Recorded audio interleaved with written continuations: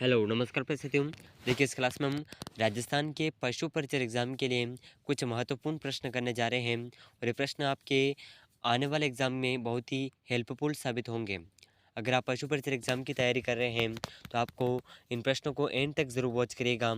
इनमें से अधिकांश ऐसे प्रश्न हैं जो बार बार पूछे जाते हैं, ठीक है। और पिछले वर्ष जो 2022 में पशु परिचर का एग्ज़ाम हुआ था, उस पेपर के अंदर जो क्वेश्चन पूछे गए थे वो इसी तरह के क्वेश्चन देखने को मिले थे, ठीक है। तो अगर आप पशु परिचय की तैयारी कर रहे हैं तो बेस्ट तैयारी करवाई जाएगी, संपूर्ण तैयारी आपको इस चैनल पर करवाई जाएगी। तो अगर आप इस चैनल पर नए हैं तो चैनल को सब्सक्राइब ज़रूर कर लीजिएगा, ठीक है। तो देखिए इन प्रश्नों की श्रृंखला में हम अब तक इस पेपर के 110 प्रश्न पूर्व की क्लासेस में कर चुके हैं और इस क्लास में हम क्वेश्चन नंबर 111 से शुरू कर रहे हैं, ठीक है। तो बहुत ही शानदार प्रश्न है और इस पेपर के अंदर जो पार्ट बी होता है पशुओं से रिलेटेड, उस पर पार्ट बी के क्वेश्चन को देखेंगे तो सभी प्रश्न बहुत ही महत्वपूर्ण हैं, इन्हें आप ज़रूर देखिएगा, ठीक है। तो देखिए क्वेश्चन नंबर 111 है, बाहरी पदार्थ द्वारा आक्रमण का मुकाबला करने के लिए एक सुरक्षात्मक तंत्र के रूप में पशु शरीर में उत्पादित पदार्थ को यहाँ पर रिक्त स्थान है तो के रूप में जाना जाता है। तो देखिए बाहरी पदार्थ द्वारा आक्रमण का मुकाबला करने के लिए एक सुरक्षात्मक तंत्र के रूप में पशु शरीर में उत्पादित पदार्थ को किस रूप में जाना जाता है, ठीक है। तो इसके ऑप्शन है एंटीजन या प्रतिजन, ऑप्शन 2 एंटीबॉडी या प्रतिरक्षी, ऑप्शन 3 है प्रतिरक्षा, ऑप्शन 4 है लड़ाकू एजेंट। तो देखिए इन चारों ऑप्शन में से बाहरी पदार्थ द्वारा आक्रमण का मुकाबला करने के लिए सुरक्षात्मक तंत्र जो कि पशु के शरीर में होता है उसमें उत्पादित पदार्थ को एंटीबॉडी या प्रतिरक्षी कहते हैं, ठीक है। तो ऑप्शन 3 इस प्रश्न का बिल्कुल करेक्ट आंसर हो जाएगा, ठीक है। तो इसे आप ज़रूर याद रखिएगा, बहुत ही महत्वपूर्ण प्रश्न है और ये पेपर जो पिछले वर्ष एग्ज़ाम हुआ था 2022 में पशु परिचर का, उसमें ये प्रश्न पूछे गए थे और ये ओरिजिनल पेपर है 2022 का। तो इस पेपर के प्रश्नों को देख कर के आप देख सकते हैं कि किस तरह के क्वेश्चन एग्ज़ाम के अंदर पूछे जाते हैं, ठीक है। और इस पेपर की पूरी पीडीएफ हम आपको व्हाट्सएप पर उपलब्ध करवा देंगे, तो वहाँ पर आप जा कर के देख सकते हैं। तो डिस्क्रिप्शन में व्हाट्सएप ग्रुप का लिंक ज्वाइन है, वहाँ से कर लीजिएगा। तो नेक्स्ट क्वेश्चन नंबर 112। तो देखिए बहुत ही शानदार प्रश्न है, पौधों का एक परिवार जो आमतौर पर प्रोटीन में उच्च होता है और जो स्वाभाविक रूप से मिट्टी की नाइट्रोजन सामग्री में सुधार करता है उसे किस रूप में जाना जाता है। यहाँ पर भी रिक्त स्थान है, ठीक है। और इस पेपर के अंदर हमने जो अब तक क्वेश्चन किए हैं उसमें ज़्यादातर रिक्त स्थान से संबंधित क्वेश्चन पूछे गए हैं, ठीक है। तो आप इसे ज़रूर याद रखिएगा, बहुत ही महत्वपूर्ण प्रश्न है। तो इसके ऑप्शन मसाले, ऑप्शन 2 अनाज, ऑप्शन 3 फलियां, ऑप्शन 4 इनमें से कोई नहीं। तो देखिए क्वेश्चन को ध्यान से पढ़ना है, पौधों का एक परिवार जो आमतौर पर प्रोटीन में उच्च होता है, ठीक है, जो स्वाभाविक रूप से मिट्टी की नाइट्रोजन सामग्री में सुधार करता है उसे फलियां के रूप में जाना जाता है, ठीक है। किस रूप में? फलियां के रूप में। तो इस प्रश्न का जो ऑप्शन 3 है ये बिल्कुल करेक्ट आंसर हो जाएगा, ठीक है। इसे आप ज़रूर याद रखिएगा। तो देखिए नेक्स्ट क्वेश्चन नंबर 13, वयस्क घोड़े में श्वसन की सामान्य दर क्या है। तो देखिए बहुत ही शानदार प्रश्न है और महत्वपूर्ण प्रश्न भी है, ठीक है। वयस्क घोड़े में श्वसन की सामान्य दर क्या है, ये क्वेश्चन के अंदर पूछा गया है, ठीक है। तो इसके ऑप्शन है ऑप्शन 1 8 से 12 प्रति मिनट, ऑप्शन 2 18 से 24 प्रति मिनट, ऑप्शन 3 28 से 34 प्रति मिनट, ऑप्शन डी है 25 से 40 प्रति मीटर प्रति मिनट। तो इन चारों ऑप्शन में से जो वयस्क घोड़े की श्वसन की सामान्य दर है ये दर हो जाएगी ऑप्शन 1 8 से 12 प्रति मिनट, ठीक है। तो इस प्रश्न का ऑप्शन 1 बिल्कुल करेक्ट आंसर हो जाएगा, ठीक है। तो देखिए नेक्स्ट क्वेश्चन नंबर 14, बहुत ही शानदार प्रश्न है क्वेश्चन नंबर 14। तो यहाँ पर आप देख पा रहे होंगे क्वेश्चन नंबर 14 बहुत ही महत्वपूर्ण प्रश्न है, निम्नलिखित में से कौन सा नर पशु का सहायक यौन अंग नहीं है। तो देखिए इसमें से कुछ अंग के नाम दे रखे हैं, जिसमें से नर पशु का सहायक यौन यौन अंग कौन सा नहीं है। तो इसके ऑप्शन है ऑप्शन 1 शुक्राशय, ऑप्शन 2 प्रोस्टेट ग्रंथि, ऑप्शन 3 अश्रु ग्रंथि, ऑप्शन 4 काउपर ग्रंथि। तो देखिए इन चारों ऑप्शन में से जो नर पशु का सहायक यौन अंग नहीं है यह हो जाएगा ऑप्शन 3 अश्रु ग्रंथि। ठीक है, तो इस प्रश्न का ऑप्शन 3 बिल्कुल करेक्ट आंसर हो जाएगा। ठीक है, इसे आप जरूर याद रखिएगा, बहुत ही महत्वपूर्ण प्रश्न है। तो देखिए नेक्स्ट क्वेश्चन, क्वेश्चन नंबर 15। तो देखिए बहुत ही शानदार प्रश्न है, इसे आप जरूर याद रखिएगा। भारतीय औषध विज्ञान के जनक के रूप में प्रशंसित किया गया है। तो देखिए भारतीय औषध विज्ञान के जनक के रूप में किसे प्रशंसित किया गया है। तो इसके ऑप्शन हैं option 1 Mohammad ibn Zakariya al Razi, option 2 al Mayer Jones, option 3 sir colonel Ramnath Chopra, option 4 है पेन पेंटसाओ।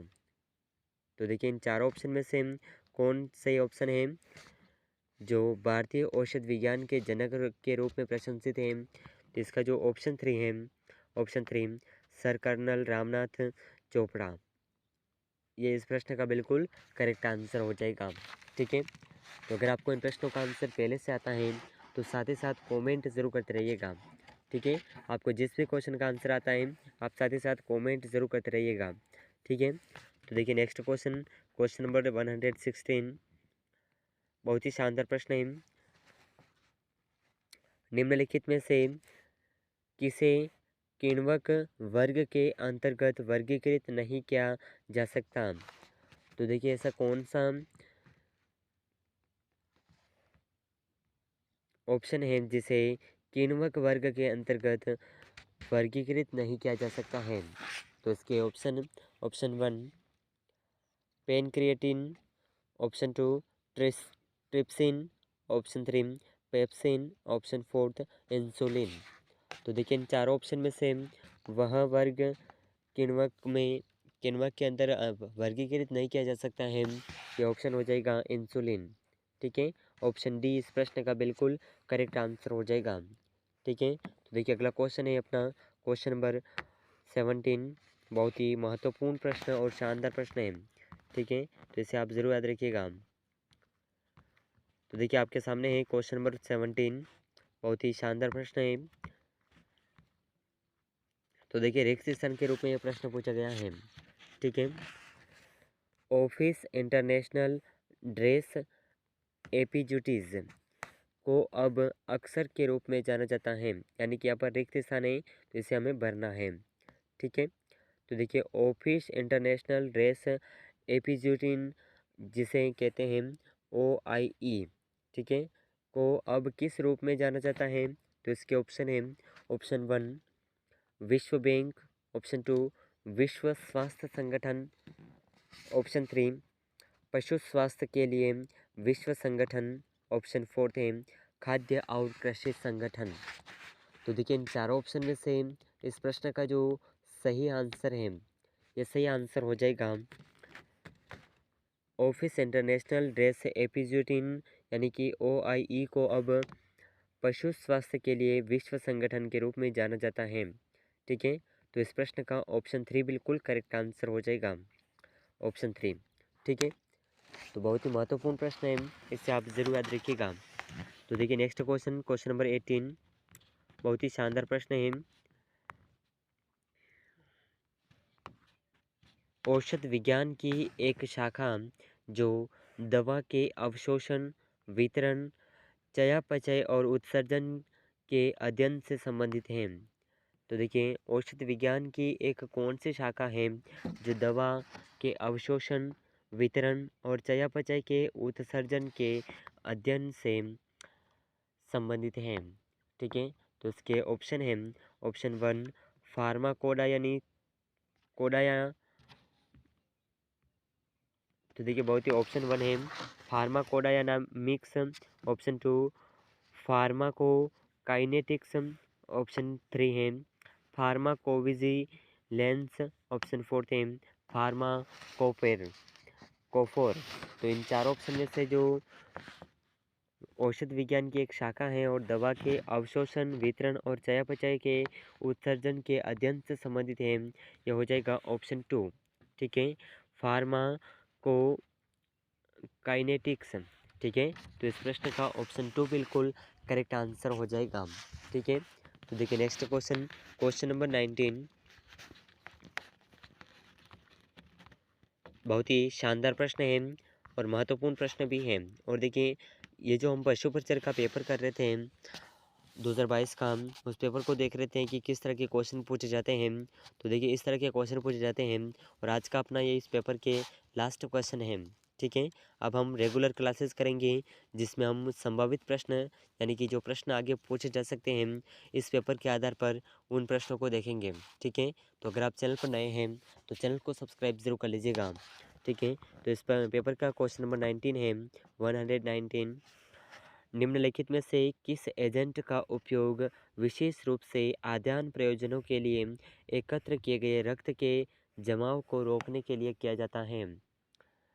तो देखिए ऐसा कौन सा है जिसे एजेंट का उपयोग विशेष रूप से आदान प्रयोजनों के एक एकत्र के लिए किया, रक्त को जमाव को रोकने के लिए किया जाता है? तो इसके ऑप्शन है ETTA, option 2 sodium citrate, option 3 oxalate, option 4 है सोडियम फ्लोराइड। तो देखिए इन चार ऑप्शन में से जो सही आंसर है, ये सही आंसर हो जाएगा ऑप्शन 1 EDTA। ठीक है, तो इस प्रश्न का ऑप्शन 1 बिल्कुल सही आंसर हो जाएगा। तो देखिए नेक्स्ट क्वेश्चन, क्वेश्चन नंबर 20 इस पेपर का अंतिम क्वेश्चन।